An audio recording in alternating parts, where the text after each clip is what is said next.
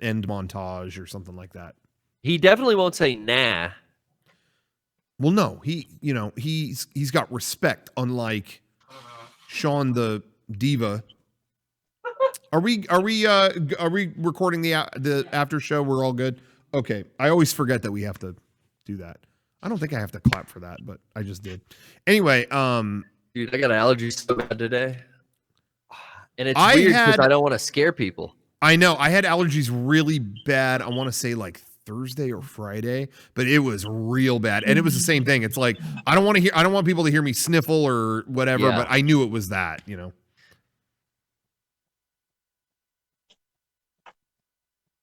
Is this working? Oh, we're in the after show, boys. Yes.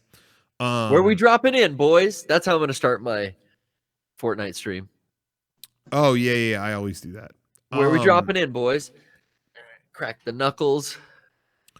Oh, it's up. We're good. I thought maybe we lost the stream for a second, but that is not the case. Derek killed me when he replied nah, and it went to him just like kicked back. Oh yeah, like an OG. Nah. Nah.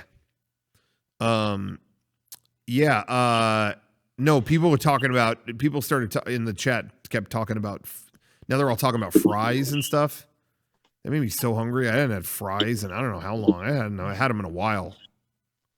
Yeah, I talked about going to In-N-Out, and that was such a long line. I have not wanted to go back. So I just made hamburgers. I barbecued hamburgers this weekend.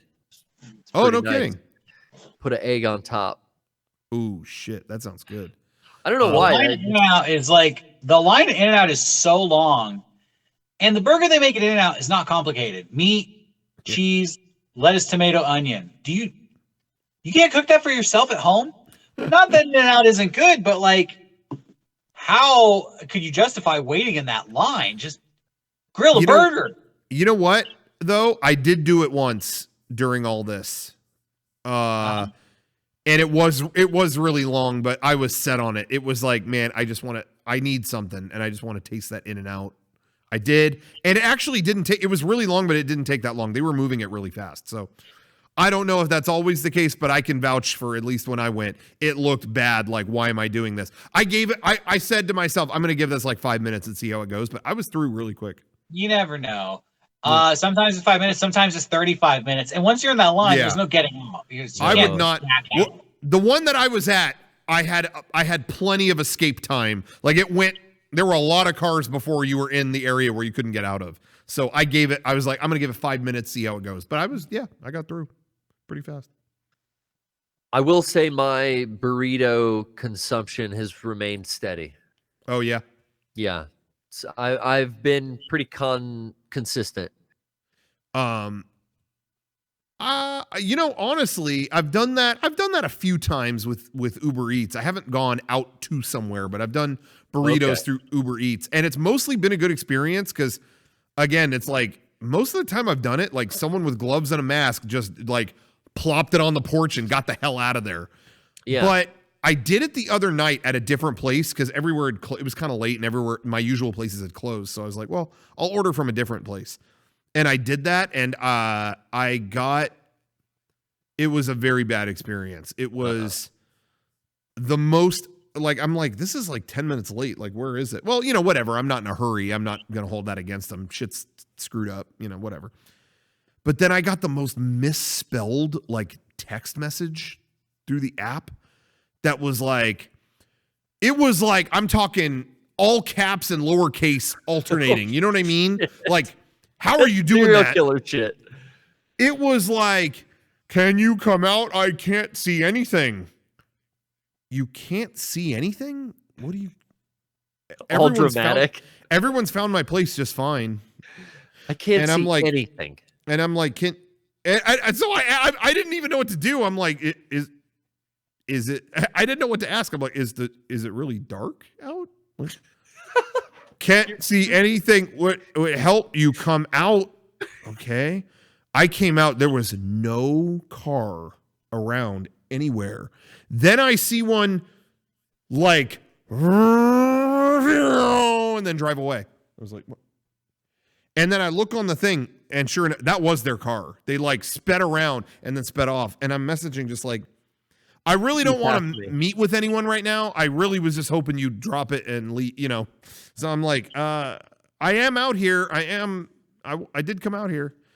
And then after a few more minutes, they drove back around, and the person driving was still the Uber delivery person was behind the wheel, but some stranger was in the back. And they had my food, and they looked pissed off. They were like sitting in the back seat like this with my. They were holding my burrito. This is my burrito. They were like, "Can you please just take this?" I mean, it was just like, "I'm sorry." It was like someone in the back looking tired and pissed. And anyway, so they asked me to rate the delivery, and I put poor. And well, yeah, it really was like it must have been during like a ride or something. I don't know, but it was a bad. Anyway, I rated it bad, and then they like reached out to me. They were like, it was like they knew about it. They were like, do you think there's hustlers out there doing both? Like on one phone they're doing Uber rides, I think, and then on the other phone they're doing Uber Eats. But and who's doing Uber rides right now? Like, who? I guess if you have to, let me kill two birds with one stone. I don't know. I don't know either, but it was a real weird. I like almost didn't want to eat it. It was like, I don't know. Yeah, I heard your story, and I'm thinking Uber driver's girlfriend doesn't want to be alone, and they're in the middle of a fight. Why should be in the back seat? The Uber driver, the person who was supposed to deliver it was this woman. It was a really upset like guy in his sweats that was throwing the thing at me. Maybe there was a situation there. I don't know, but he looked. Lesson learned. Unhappy. Just go pick up your own burrito next time. Yeah, I've had a good experience. Uber for me has like eliminated all these fees and it's been pretty like, I don't know. I was having a good experience with that. I like doing that. I still really don't like going to places. And they made it so cheap recently that I didn't have a bad experience, but then that one was not good. But making me hungry. I don't trust.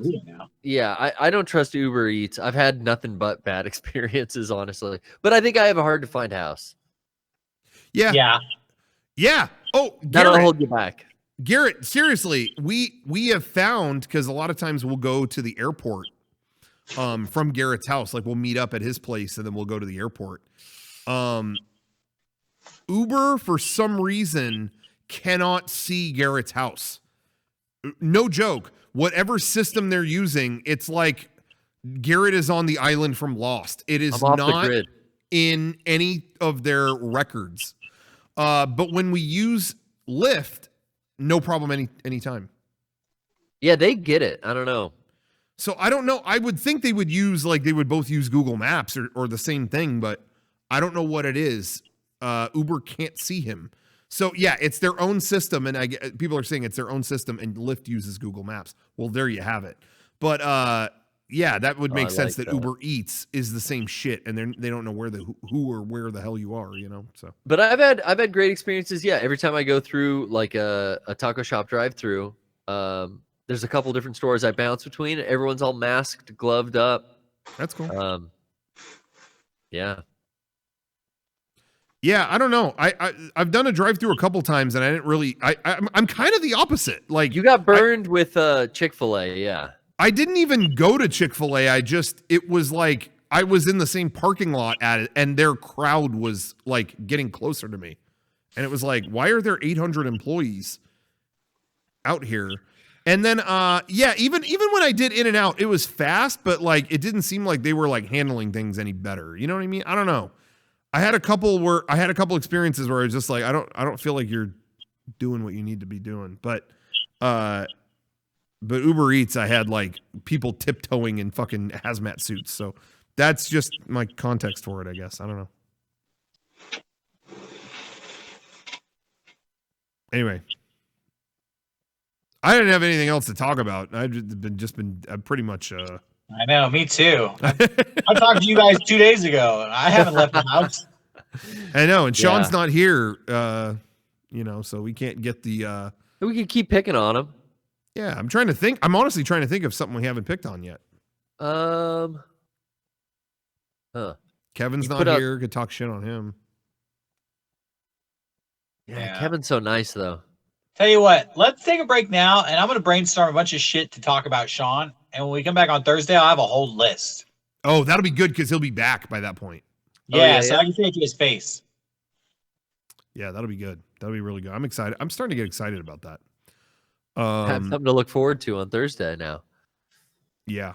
But yeah, he's been posting about pictures of his mansion that he's living in. I think it's really gotten to him, all the celebrities talking about like what a terrible time they're having. He really I was really with hates him. That shit. I was with him, but then he went down such a dark hole on Thursday. I can't throw my hat into his boat anymore because now it's associated with like, if this thing doesn't end, I'm gonna go fucking postal or whatever it was. It was I felt bad for him after that. Yeah. But the wealth aspect of like celebrities bragging on Twitter about how we're all going through it together and everything, like he fucking does not like that at all. Have you guys been hearing all this shit about Ellen? No, what about Ellen? You talking about Felon to Prejudice? Felon to Prejudice over here. It's crazy how everyone loved Ellen, and then I feel like every day of 2020 has been another Ellen gets dragged situation. And I feel like it started. Did she sit next to ex-president George Bush again? Well, so what happened to Helen? Here's where I think it began. I'll give you the real quick backstory. I know we want to wrap it up, but here's the quick backstory. Right. Yeah. I feel like it started when she interviewed what's her name? Dakota Johnson, the star of the 50 Shades movies. Her. Oh yeah. But there was an interview where there, and you can look this up on YouTube. It aired, but Ellen interviewed her like, "Oh, I heard you just had a birthday. Well, happy birthday. Wish I was invited to the party." Anyway, she made a joke about that, and then Dakota Johnson was like, "Yeah, you were invited, Ellen." And she goes, "No, I wasn't." But anyway, no, you were, Ellen. We invited you just like last year, and you don't come. Okay, well. Agree to disagree. No, you brought this up on your show last year, and we sent an invite to you, and you didn't come. Okay, well, it goes on. It's like, oh my God, she's not letting Ellen like get away with this. Oh, like she holds her to it. She like held her to it, and it's like, that's painful. And the Ellen show aired it. It aired, yes, and then every day since then was like someone like, yeah, hey, I worked on Ellen's show. She's a fucking asshole. She wouldn't let me enter her dressing room unless I chewed gum because she said I was disgusting. It's like, what? And then every day there was a new thing. Yeah, I worked on her show. She told us not to look at her. She fired my friend because they looked at her. Yeah, my friend was a production assistant. They made her repark a giant truck, and she said she didn't feel comfortable doing it, but they threatened to fire her. So she tried to repark the truck and hit a bumper, and it was an insurance issue. I mean, it's just stuff like that. Yeah. Like on how Ellen sucks. I've heard is she treats people poorly. She treats people in a rude way, in a I'm higher and holier than you way. Yeah, and then there was like there was the whole thing where she hung out with George Bush, and she was like, what? He's my friend, whatever. There was the whole situation with that. But anyway, she's been doing her show from home throughout all of this. She's the one talking about it feels like she's in prison, and then we made the joke last week. It's like, oh yeah, you're locked in a mansion with Portia de Rossi. That's prison. Yeah, definitely. Anyway, she's been doing the show from home. Well, it came out just the other day. Her crew that has done her show for 17 years didn't know about this. And they have gotten no updates from Ellen at the top throughout all of this. They said, we've been waiting at home to know if we're unemployed or like we're not like getting paid. Holy shit. And we're waiting to hear about this. And then suddenly she's airing from home. None of us set up her show. Like, we've been waiting for an update. We didn't have anything to do with this. And it came out that she hired some cheap non-union crew. Outside engineers to set up her streaming service. Holy shit. To do it cheaper and just set it up. And they're all like, yo, we've been working for you for almost 20 years. You haven't said a word. And you know, she keeps going on her show just talking about like it's important we help people. Like that's what we have to do. We have to help each other. And they're like, yeah, what the fuck, man? We're sitting here waiting for an update. Wow. So anyway, she's been the target of like, she's been at the forefront of all this, like, you know, shut up celebrities kind of thing. Like, it's funny, for a minute it was Wonder Woman, whatever her name is. Yeah. And now it's Ellen DeGeneres. So anyway. Weird. That's the latest with the Ellen saga. You're now caught up. That's the gossip. Are there? I feel like I've heard the same stuff about like Steve Harvey and Oprah. You know, I think if you run a daytime show, yeah, just like. Oh, I can imagine Oprah doesn't want people looking at her. I just heard in both of those situations, you kind of have to like walk on eggshells, and that studio is a world, and that person is the god of that world. You know what I mean? Mm-hmm. I've just heard stories like that. Yeah, I hadn't heard, I mean, Oprah is Oprah, but I hadn't heard stuff like that necessarily with her. Just personally, I never did, but I know with Ellen too, another big thing was that like everyone in connection to the production, like has said how much disdain she has for her audience. Like she just hates the fucking audience that comes to that show every day. And that's something I never heard about the other stuff, but like she outwardly talks shit about all these fucking disgusting people, and you know that I would believe that because she's like a true stand-up comedian who's kind of fit into this like very lucrative role of running a daytime television show for like, you know, housewives. Yeah.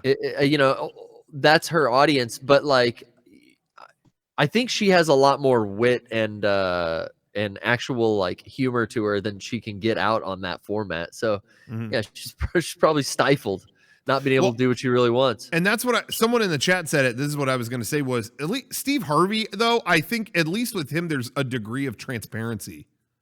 Like, I feel like Steve Harvey kind of doesn't hide it. Like, I don't know. Like, if you listen to Steve Harvey, he says some fucking fucked up shit on his show. Yeah. That is just so fucking like old school. Like, Steve, nobody thinks like that anymore. Stop saying this shit. Steve is like, if I will solve all of your problems, if you're a woman, you might be talking too much to your man. And like, Steve, that's not advice. Like, you can't. Yeah. Steve. He definitely says this like crazy shit on his show. So I don't know how transparent he is with his fucked up worldview. Yeah. Hey, I've heard about people coming out of the Howard Stern studio after, you know, they get fired or don't work there anymore. Yeah. They got some stories to tell about working around him, and you know, doesn't sound that great sometimes. Yeah, I think Stuttering John and I think Jackie and other people that aren't with the show anymore have kind of gone on a certain podcast and talked about like, walking on eggshells around there, and like you don't talk to Howard. Yeah, I'm sure there is stuff like that about any production. You're right. I mean, there's a lot when you're dealing with a big personality like that. I'm sure. And they are god of that world, like you said, Derek. Like that's you know, that's probably like Johnny Carson. Like, you know, Howard Stern makes a rule like, hey guys, don't let Stuttering John fucking talk to me. I talk to this guy fucking more. Fire him. I don't give a fuck. Like, that's true. See, I like to see it both ways too, because like motherfucker's trying to concentrate and write bits and think about what he wants to do on the show, and then he's got fucking Gary with his horse teeth in his ear and his stink breath. Just being like, these guys have ideas on how they could be bigger parts of the show, and Howard's like, I don't give a shit. Yeah. So I mean, I know that stuff goes on, but it just seemed like especially heinous with Ellen. Like Ellen, it was like I've never seen the amount of shit on this level. You know, so I don't know. That fucking 1%ers, bro. They're mean. Yeah. Are there any nice 1%ers?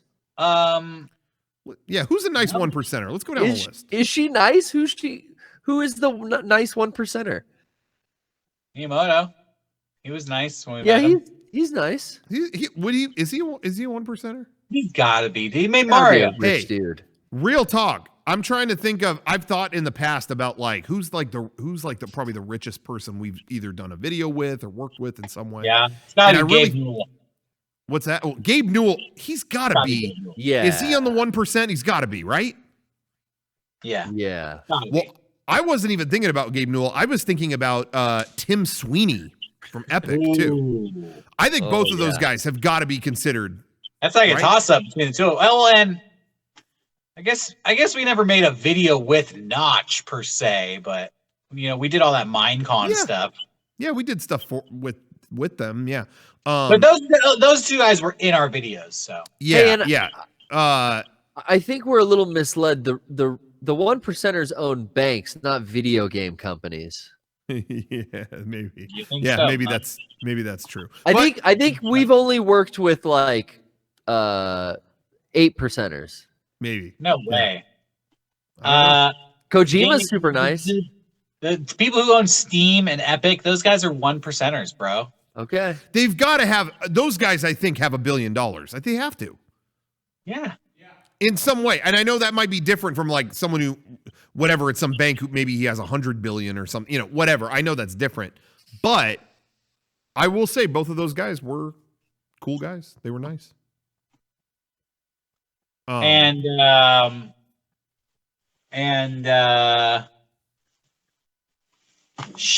Dick Masterson. Let's not forget he wrote that book, and that was really popular. Oh yeah, best-selling author. Yeah, definitely 1%er. I can't wait. We'll get there one day. I can't wait to be in the 1%. Some of us will get there. Others won't make it. Shawn, I'm sorry. I don't think he would be able to handle it. He's going to talk. He's going to get $1 billion and talk about what a bummer it is. Yeah, it would just upset him. He'd get so stressed. I got to figure out how to spend this. Yeah. Now everybody wants to buy something. Now everybody's asking me to buy them stuff. People keep asking me stuff. There are so many people coming to me about like taxes and like all this paperwork and stuff. I'm just so over it. Like, take the fucking $1 billion. It's a fucking nightmare. Shawn, you can just hire someone to do all that for you and they'll handle it. I know, but I just can't. How much is that going to cost? I can't justify paying. Yeah, I can't justify myself. He's like, I have this 30-room mansion, and one of my kids put the iPad in one of the 29 rooms I never go into. I don't know where it is. I spent all day walking around this mansion getting fucking pissed off. He's out by the pool. The Wi-Fi still sucks. Yeah, I can see it all. So for his benefit, I think. He'd be like, dude, Bob Iger came over my house to show me the new Pixar movie, and I wish it wouldn't have fucking done that because the dad passes away in it, and that was a whole fucking night. Yeah, thanks, Bob. Thanks for ruining the whole fucking. Yeah, thanks, Robert. You bitch. Bob wanted to put me in the new Pixar, and he said this in front of my kids. Now they think I'm gonna die in the new movie, and it was.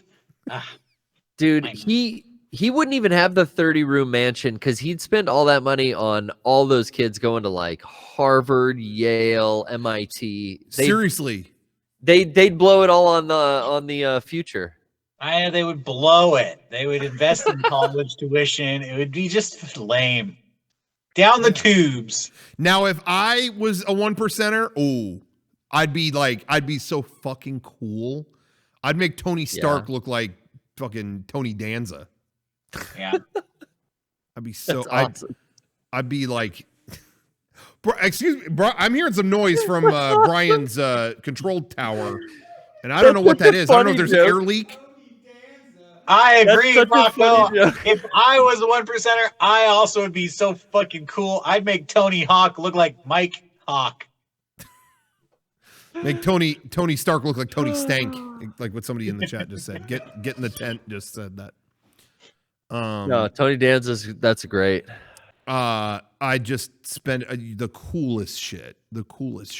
Somebody in the chat said that Google said I had a net worth of $10,000, and then another person said another thing on Google said I had a net worth of $1 million. Now I'm gonna set this wild goose chase in motion. It's between those. Yeah. Somewhere in there. The game is on. For real, if I was 1%, I'd have. Oh, what's that, Derek? No, it's fine. It's fine. What?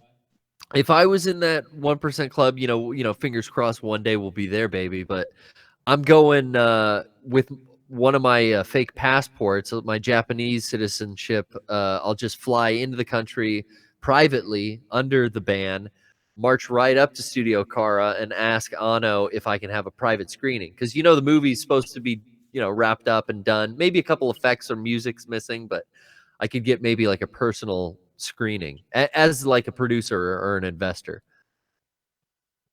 Nice. I think you might even have to be part of the 0.1% for that. So that's top tier shit. Yeah. I'd put Secret Anime Expo and Comic-Con on at the same time in that underground base beneath the Denver airport. Oh, you know that's happening for the rich people. Yeah, they're all getting the test. They'll be like, "You're clean. Nobody here has it." Oh yeah, if we were 1%, we could all just test each other, and then we could get back to like hanging out and like filming again, because we'd know we didn't have it. Yeah. Yep. Nope. Fuck. One day, baby. I would, if I had 1%er type money right now, I'd reopen Disneyland because fuck that. It's just sitting there. No thanks. Ooh.